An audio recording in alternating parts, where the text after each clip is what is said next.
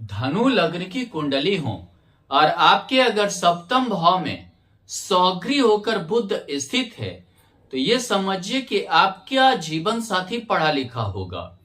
यहां सौग्री बुध है, यानी कि पंच महापुरुष में से एक योग भद्र योग बना रहा है, जिसकी वजह से क्या है कि आपका जो जीवन साथी होगा पढ़ा लिखा और बुद्ध के कारण समझदार होगा। वाणी बहुत अच्छा होगा, किसी भी चीज को एक्सप्लेन करना या समझाना बहुत ही अच्छी तरीके से आएगा। दसम में सोकर यहां सप्तम भाव में बुद्ध होना यानी कर्म भाव का उठकर चला आना, यानी कि हो सकता है आप दोनों का कुछ ज्वाइंट काम हो, जैसे कि हो सकता है बैंकिंग सेक्टर में या कोई नौकरी में, व्यवसाय में आप दोनों मिलकर करें। व्यवसाय का भाव यहाँ, करियर का भाव यहाँ व्यापार या व्यवसाय की ओर आ गया, व्यवसाय मिलजुल कर करें। या समझिए कोई भी नौकरी जॉब हो सकता है कि एक ही कैटेगरी का ऐसा हो, तो ऐसे में जो है आप दोनों एक ही फील्ड में हो, जैसे दोनों सीए हो, दोनों अकाउंटेंट हो, बैंक में हो या सरकारी नौकरी में हो, इस तरह के योग बनेंगे। दूसरी बात क्या है कि यहाँ बुध हमेशा बौद्धिक स्तर को दर्शाता है। यहाँ पर आपका जो जीवन साथी होगा, अगर आप लड़का हैं तो आपकी पत्नी, अगर आप लड़की हैं तो आपका पति, यानी कि आपसे बौद्धिक स्तर में कभी भी कम नहीं रहेगा। यानी कि आप हो सकता है कि बहुत चीज में आप सजेशन लें या बहुत चीज को आप राय लेकर चलें। अगर आपकी धनु लग्न की कुंडली है और आपके सप्तम भाव में बुध के साथ अगर सूर्य स्थित है तो यहाँ बुद्धादित्य योग हो गया। बुद्धादित्य योग यहाँ भाग्येश होकर सूर्य का स्थित होना, यानी समझिए कि आपका जीवन साथी भाग्यशाली होगा। विवाह के बाद आपका भाग्योदय उत्पन्न होगा। भाग्य भाव में से का उठकर सप्तम भाव में स्थित होना, यानी कि विवाह के बाद भाग्योदय होना। दूसरी सबसे बड़ी चीज क्या है, बुद्धादित्य योग के कारण बौद्धिक स्तर बहुत अच्छा रहता है। यश मान प्रतिष्ठा सम्मान की प्राप्ति भी होती है। कभी कभी ऐसा भी होता है कि आपका जीवन साथी आपसे ज्यादा अच्छे पोस्ट पर हो, ज्यादा अच्छा रुतबा पे हो या ज्यादा अच्छे घर से बिलोंग करते हो, क्योंकि सूर्य ग्रह का राजा है, यहाँ भाग्येश होकर है, तो हो सकता है कि ज्यादा अच्छे घरों से बिलोंग करती हो। या अगर आप लड़का हैं तो आपका जो है पत्नी आपसे अच्छे घर से बिलोंग करे या आपसे ऊंचे पोस्ट पर रहे, या समझिए कि आपसे ज्यादा यशस्वी या यश प्राप्त करे, ऐसा भी हो सकता है। अगर आप लड़की हैं तो आपका जीवन साथी, आपका पति आपसे ज्यादा यशस्वी हो, आपसे ज्यादा अच्छे पोस्ट पर हो। अगर मान लीजिए कि आपकी धनु लग्न की कुंडली है और आपके सप्तम भाव में अगर बुध के साथ या चंद्रमा स्थित है तो ये समझिए कि आपका जीवन साथी छोटी छोटी बातों को बतंगड़ बना देगा, आपको छोटी छोटी बातों को लंबा खींचेगा और हमेशा आपको बदनाम करने की कोशिश भी करता रहेगा। अगर आप लड़की हैं तो आपका पति हमेशा आपको बदनामी देगा, अगर आप लड़का हैं तो आपका पत्नी आपको हमेशा बदनामी देगी। आप अगर ससुराल पक्ष की ओर जाते हैं, अगर आप लड़का हैं, अगर आप ससुराल पक्ष की ओर जाते हैं तो समझिए वहां आपको समझिए कि ससुराल पक्ष का हो सकता है आपको भार उठाना पड़े, खर्च उठाना पड़े, जिम्मेवारी उठाना पड़े और इन चीजों में आपका धन व्यय हो जाए, यानी कि इन चीजों में आपका धन बर्बाद हो जाए। दूसरी चीज, अगर आप लड़की हैं तो आपका जो ससुराल पक्ष के प्रति रेस्पॉन्सिबिलिटी ज्यादा यहाँ बढ़ा देगा, उत्तरदायित्व ज्यादा बढ़ा देगा। दूसरी चीज क्या है, अष्टमेश का सप्तम भाव में स्थित होना, आपको अपने जीवन साथी पे भरोसा थोड़ा कम हो सकता है कि भरोसा थोड़ा कम हो, क्योंकि यहाँ पर जब भी अष्टमेश सप्तम भाव में होता है कुछ ना कुछ आपको हमेशा शक रहेगा कि आपका जीवन साथी आपसे कुछ छिपा रही हैं, मतलब कि बहुत कुछ आपसे बताना नहीं चाहते हैं, शेयर नहीं करना चाहते हैं। अगर आपकी धनु लग्न की कुंडली है और आपके सप्तम भाव में अगर मान लीजिए कि बुध के साथ अगर मंगल स्थित है, तो यहां पर द्वादशेश होकर मंगल हो गया। यहाँ एक तो यहाँ मांगलिक कुंडली हुआ। बुध और मंगल का युति वाणी को खराब करता है, यानी कि कटु वाणी होता है। बहुत बार अस्पष्ट वाणी के कारण भी दिक्कतें आती हैं। आपके जीवन साथी ज्यादा अस्पष्ट बोलेंगे, जिसकी वजह से दिक्कत आएगी और परेशानी होगी। यहां पर जो है कटुवाणी हो जाता है। दूसरी बात क्या है, यहां पर देखिए द्वादशेश होकर मंगल है।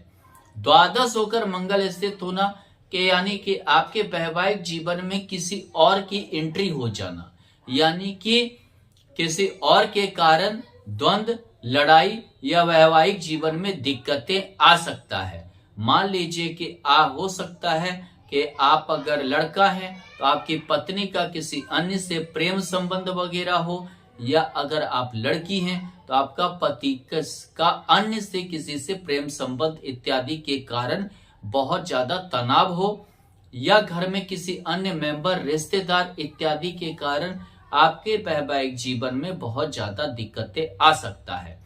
यहाँ अगर फिर मंगल को अगर देखें तो यहाँ पंचमेश होकर मंगल सप्तम भाव में हो गया बुध के साथ, यानी आप जहां वर्क करते हैं, दशमेश बुध है, जहां आप वर्क करते हैं, जहां आप कार्य करते हैं, वहां हो सकता है आप लव मैरिज कर लें, और यहाँ मांगलिक कुंडली बनाता है। लव मैरिज के बाद काफी ज्यादा लड़ाई झगड़ा या दिक्कतें आपको आ सकता है और काफी परेशानी से आप जूझ सकते हैं।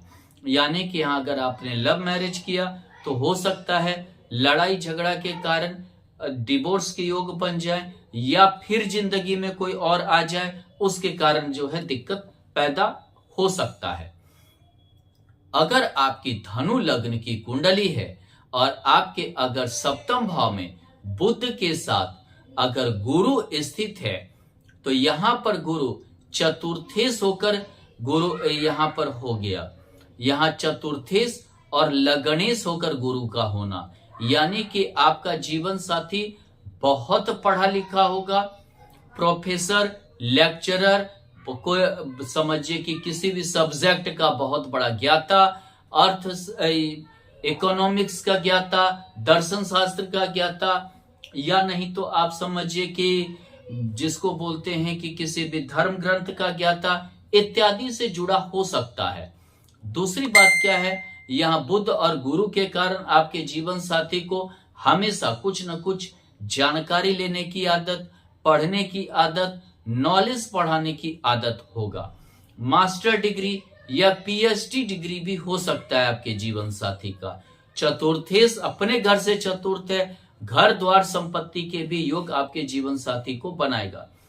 लगनेश का सप्तम भाव में होना, यानी कि आप में और आपके जीवन साथी में बहुत ज्यादा लगाव रहेगा, बहुत ज्यादा प्रेम रहेगा, बहुत ज्यादा। लगनेश सप्तमेश का युति पति पत्नी के बीच बहुत ज्यादा प्रेम को बढ़ाता है। यहां अगर आप देखें, अगर आपकी धनु लग्न की कुंडली है और आपके सप्तम भाव में अगर मान लीजिए बुध के साथ अगर शनि स्थित है, तो यहां पर अगर शनि को देखें तो यहां पर द्वितीय यश और तृतीय यश होकर शनि का स्थित होना। द्वितीय भाव मार्केश हुआ, सप्तम भाव को भी हम मार्केश कहते हैं, यानी कि दोनों मार्केश का युति आप, और दोनों बुध और शनि दोनों को हम अगर ज्योतिष में देखें तो नापुंसक ग्रह मानते हैं, और दोनों नापुंसक ग्रह का होने से वैवाहिक जीवन नीरस हो जाता है, बहुत ही बुरा गुजरता है, घर वाले भी परेशान करते हैं।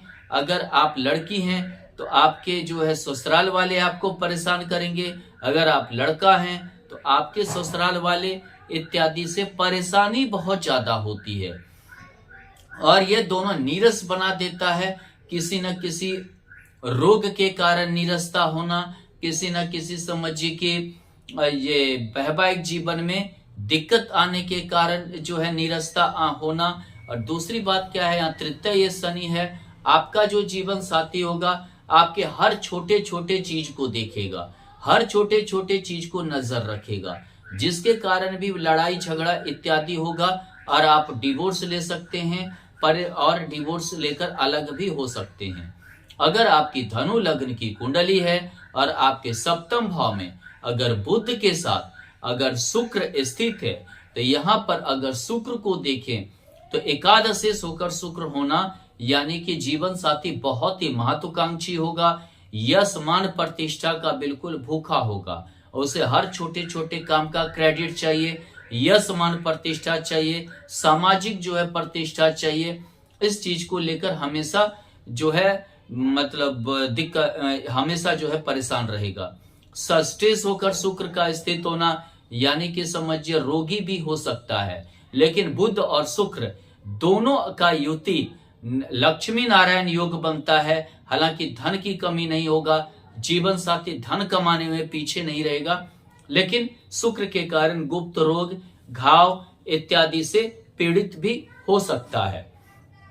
अगर आपका धनु लग्न की कुंडली है और सप्तम भाव में अगर बुध के साथ अगर राहु स्थित है, तो आपका जीवन साथी बाचाल होगा, बहुत ज्यादा बोलने वाला होगा, यानी छोटी छोटी बातों लेकर बहुत ज्यादा बहस करने वाले होते हैं, और इस बहस के कारण बोली भी वाणी भी कूटनीतिज्ञ वाली होती है, यानी कि चुभने वाली वाणी होते हैं, और हमेशा कुछ ना कुछ षड्यंत्र रचने वाले होते हैं, हमेशा कुछ ना कुछ समझिए कि आपके प्रति या अपने जीवन साथी के प्रति दोष लगाने वाले, आरोप लगाने वाले और हर चीज का दोषी ठहराने वाले होते हैं, जिसके कारण वैवाहिक जीवन में दिक्कतें आती हैं, परेशानी आती है, और बहुत बार लड़ाई झगड़ा इत्यादि हमेशा होते रहते हैं, वैचारिक मतभेद होते हैं, और जो है वैवाहिक जीवन थोड़ा सा दिक्कत में गुजरता है। अगर आपकी धनु लग्न की कुंडली है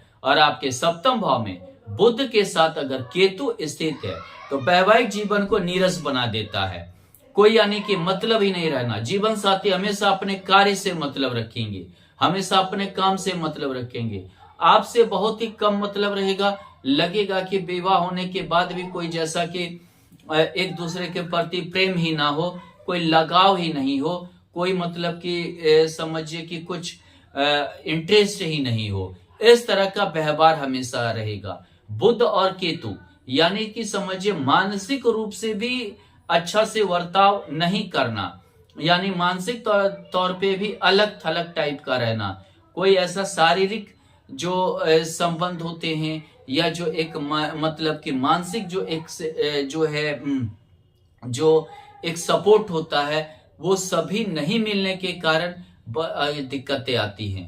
कभी कभी जीवन साथी मूर्ख या समझिए बौद्धिक स्तर से कमजोर भी हो जाते हैं, जिसके कारण परेशानी उत्पन्न हो जाती है। धन्यवाद।